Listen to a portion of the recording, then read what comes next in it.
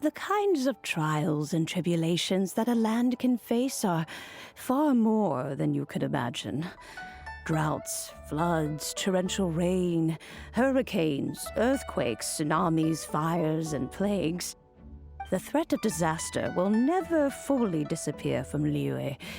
Even woes that have never been faced before in history will come to pass in the future.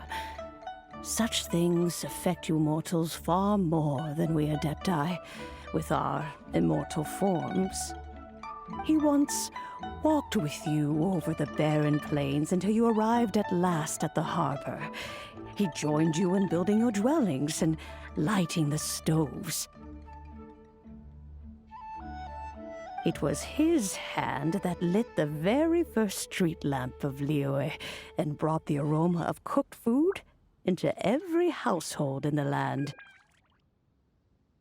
You mortals no longer remember him, but back in the age when you did, he was the closest of all the Adepti to the common folk.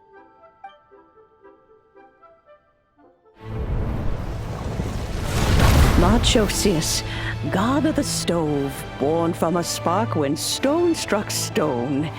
He was a god with a great love for humanity and their well-being. Millennia ago, the people sought to expand their city. They built a dwelling on the plains and called it the Gueli Assembly. The stove god cared greatly for the people, turning himself into minions who went into every home, fostering food and solidarity alike. Alas, their home was taken by a flood. The waters ravaged the Gueli Assembly and forced the people back south to Liyue Harbor. Though the distance was not far, the journey was plagued by a terrible storm. For a dozen days, the Adepti stayed by their side. During this time, the stove god cooked an ancient delicacy, flatbread with a meat sauce to stave off the cold and damp, fit for those on the move. Centuries later, disaster and plague arose once more. The stove god would appear no longer, for he placed all of his power into the land itself to quell the calamities.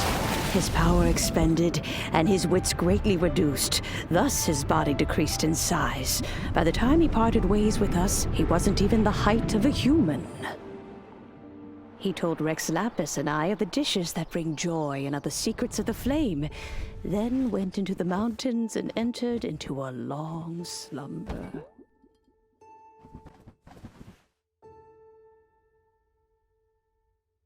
The stove god departed, and Guoba was born. When he awoke, he ate the Chiliman's cornbread buns placed on the offering table by a young lady in yellow.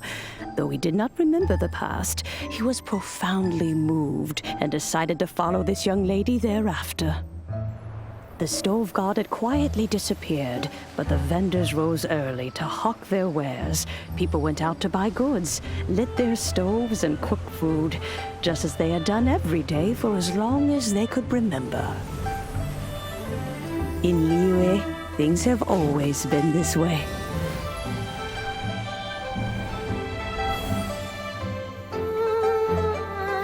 Nature provides, the mountains rejoice. We are blessed by heaven's good grace. Years have gone by. The world has transformed, but our way of life survives.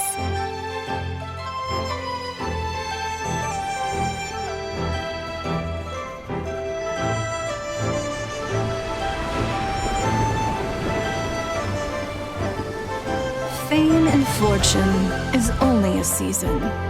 It is the moment that we should embrace.